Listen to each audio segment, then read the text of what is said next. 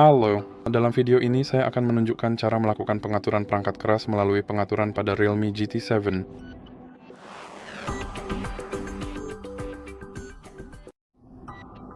Jadi, Anda harus mulai dengan membuka aplikasi pengaturan, lalu gulir ke bawah dan klik Sistem dan Perbarui.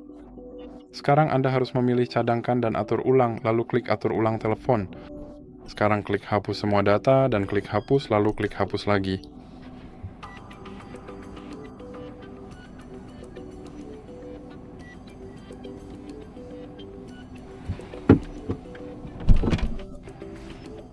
Dan seperti yang Anda lihat, perangkat saya kembali ke pengaturan pabrik dan saya harus melakukan pengaturan telepon dari awal. Itu saja untuk video ini. Jika Anda menyukainya, jangan lupa untuk memberikan like dan subscribe.